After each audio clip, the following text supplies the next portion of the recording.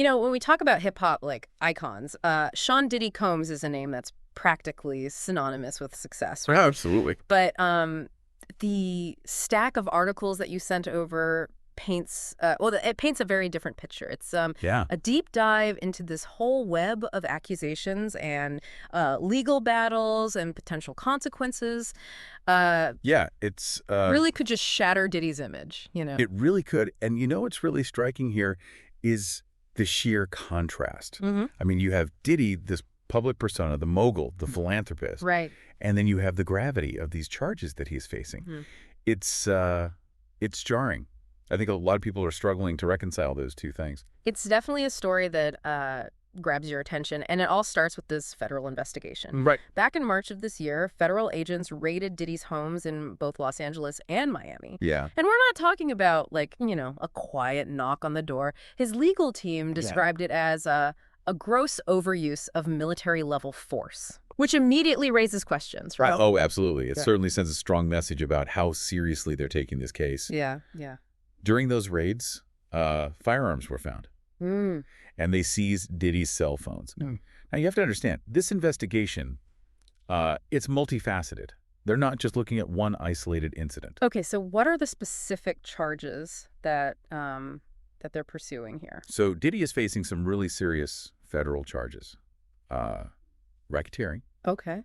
sex trafficking, and transportation for prostitution. Wow. Okay. Now, racketeering might sound like something out of a gangster movie, but Yeah. essentially what it means is engaging in a pattern of illegal activities to make money. Okay. In this case, authorities are alleging that Diddy was involved in this organized criminal enterprise. And the potential consequences, they're significant, right? Absolutely. We're talking federal charges here. Yeah. And if convicted, Diddy could be looking at a minimum of 15 years in prison, potentially even life. And to underscore how serious this all is, he's currently in federal custody, and he has been denied bail twice. Oh, wow. That alone speaks volumes, I think, about how the judge is assessing this case. Yeah. Okay, so we have this, like, intense federal investigation going on, but then there's you layer on top of that this, like, wave of civil lawsuits. Right. It's almost overwhelming to try and unpack it all. Where do we even begin with this? Well, the lawsuits, they started surfacing towards the end of last year, even before the federal investigation kicked off. Okay. Cassie Ventura, Joey Dickerson-Neal, and Liza Gardner. These are some of the names that filed these initial lawsuits. They allege a whole range of serious misconduct, including sexual and physical abuse, drugging, assault. Okay. And these early cases, it seems like they opened the floodgates. Yeah. Because since then, numerous other individuals have come forward with their own accusations. And some of the details in these newer lawsuits are incredibly disturbing. For instance, there is a case filed by this 19-year-old college student who claims Diddy sexually assaulted her back in 2004 in a Manhattan hotel room. It's a scenario that I think a lot of young people, especially those aspiring to be a part of the entertainment world, can relate to, right? Yeah, absolutely. It highlights that potential for abuse within these power dynamics. Mm-hmm. And sadly, this isn't an isolated incident. There are other lawsuits that echo these similar claims, assault, exploitation, and it creates this pattern of alleged behavior that's difficult to ignore. And then there's maybe the most disturbing allegation of all. Yeah. The drugging and rape of a 13-year-old girl. Right. At a party following the 2000 MTV Video Music Awards, the lawsuit even claims that 2 other unidentified celebrities were present. Wow. So it suggests this potential network of complicity and, and maybe a culture of silence that protected this alleged behavior. This particular case, it's incredibly serious. It speaks to this broader issue of how vulnerable individuals, especially minors, can be exploited by people with power and influence. It's just heartbreaking to think about the potential long-term impact on these alleged victims. I mean, we're talking about events that allegedly took place years, even decades ago, right? Absolutely. And the fact that so many accusers have come forward despite the potential for backlash and scrutiny, it underscores the significance of their claims. Yeah, it takes a lot of strength to speak out against someone as powerful as Diddy. It does. It's important to remember that these lawsuits are just one piece of the puzzle. Right. We still have this ongoing federal investigation that's, digging deep into Diddy's life and business dealings. Yeah. They're examining data from over 90 of his devices. Wow. And who knows what they might find. This story's far from over. There could be even more shocking revelations to come. It's certainly a complex and evolving situation, yeah. Before we move on, I think there are a couple of other developments that are worth mentioning, even though they might seem like, side stories at first glance. Okay. For example, there's this former employee of Diddy's, Roger Bands, who claims that Diddy regularly flew women across state lines for parties. Now, that's a significant detail because it potentially supports the allegations of sex trafficking, which is one of the federal charges Diddy is facing, right? Yeah, right. It suggests a pattern of behavior. Yeah. Could be relevant to the investigation. Okay, yeah. Another piece of the puzzle. Yeah. And then there's this $100 million default judgment in this separate sexual assault case. Oh, wow. Filed by a Michigan inmate. Now, that $100 million figure, that comes from a default judgment. So that means Diddy didn't respond to the lawsuit. So the court automatically ruled in favor of the plaintiff. It's a significant sum. It demonstrates the potential financial ramifications of these accusations, even if they occur outside the main federal case. It's like every time you think you've grasped like the scope of this situation, another bombshell drops. Right. Then there's the story about Duana Keefe D. Davis, who claims that Diddy offered $1 million for Tupac's murder. Now, I know this hasn't been officially linked to the current investigation, right, but it adds another layer of intrigue to this already tangled web, doesn't it? It does. It brings up questions about Diddy's past. Yeah. You know, the circles that he may have been involved in. Even if it's not directly related to the current charges, it creates this sense of unease. Yeah. And raises doubts about his character. Yeah. It's a lot to take in, and we've only just scratched the surface of this this complex situation.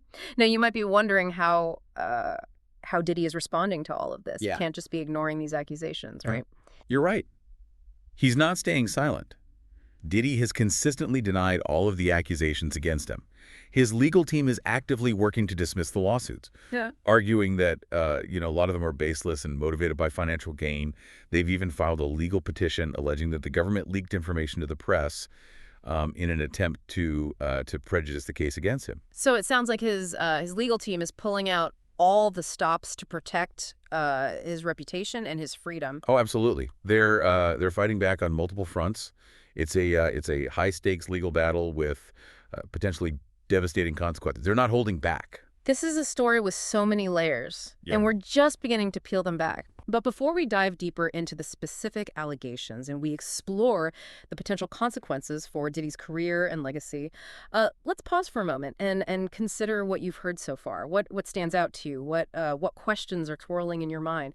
Take a minute to process the gravity of this situation, the complexities of the legal battles, and the potential impact on Diddy's empire. When we come back, we'll unpack those specific accusations and explore the broader implications of this case. Sounds good. Welcome back. Before we really delve into these specific accusations against Diddy, I think it's important to reiterate that he is innocent until proven guilty in a court of law. However, the sheer volume and the severity of these allegations, particularly those involving minors, they demand our attention.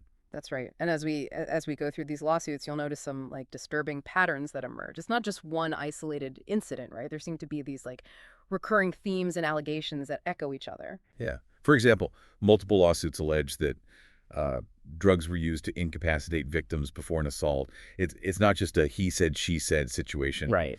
There's a potential pattern here that raises serious concerns. And remember, Roger Bands, the former employee who claimed Diddy flew women across state lines for parties. Right.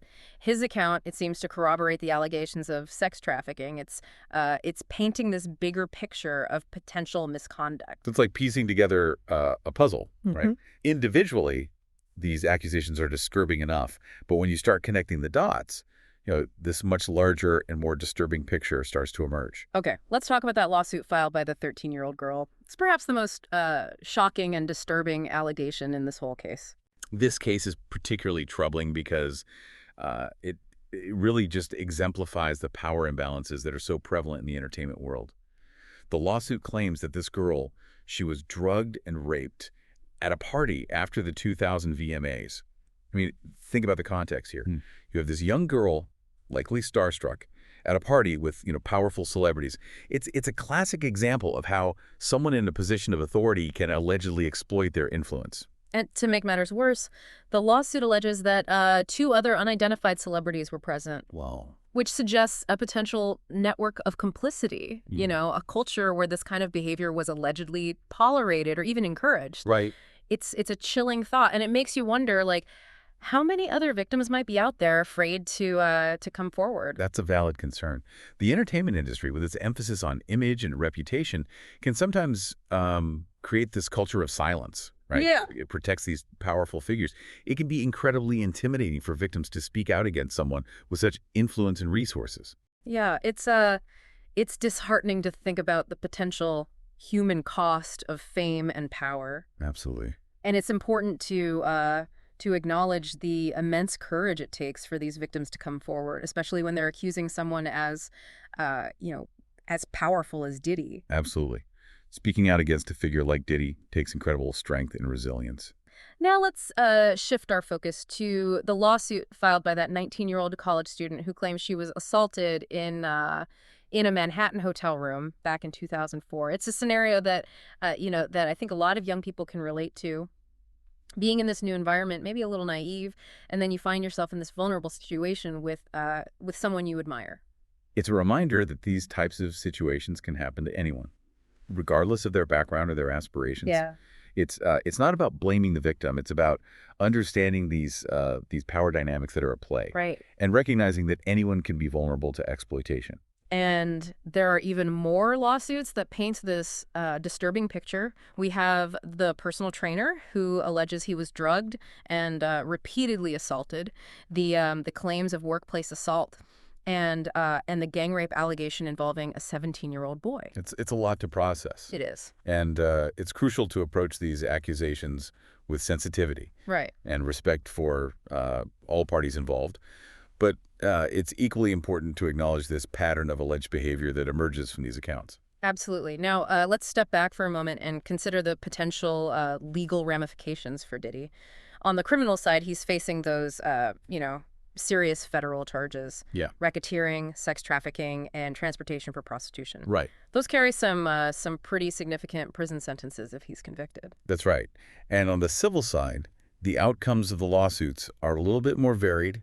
Some could be dismissed, others might go to trial, and some might be settled out of court. It's a very complex legal landscape with a lot of moving parts. And beyond the legal consequences, we can't ignore the potential impact on Diddy's vast business empire. I mean, his brand is built on his image, his charisma, and these accusations are already causing, significant damage. Absolutely. We've seen companies distancing themselves from him, and there's a real possibility of financial losses, not just from potential settlements, but also from lost endorsements and partnerships. His reputation, which was once a major asset, is now a liability.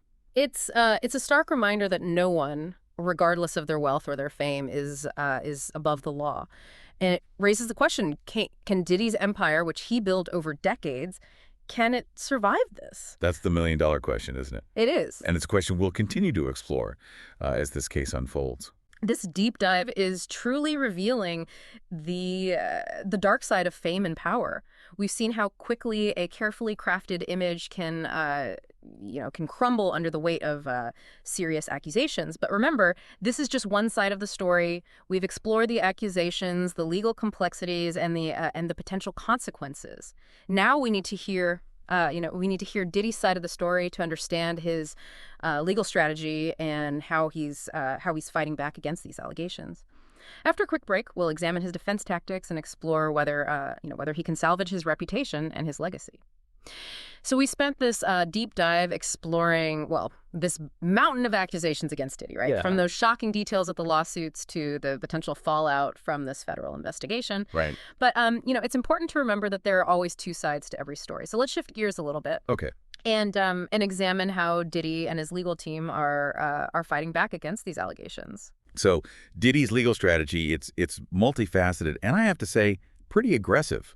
They're not just trying to weather the storm. Right. They are actively pushing back on every front. So what's their main line of defense? What are they doing? Well, first and foremost, they're vehemently denying all accusations. Okay.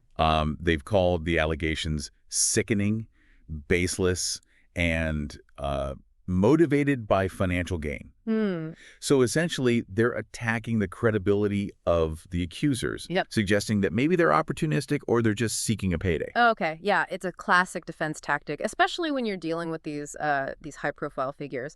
Casting doubt on the accuser's motives can sometimes sway public opinion. Yeah. Even if the evidence is strong. Absolutely. And it's not just about discrediting the accusers. They're also aggressively challenging these lawsuits themselves. Yeah. Filing motions to dismiss. Right. Picking apart the legal arguments, and even criticizing the plaintiff's attorneys for making what they call shockingly prejudicial and false allegations. Yeah. So they're really going on the offensive, trying to dismantle these cases piece by piece. Yeah.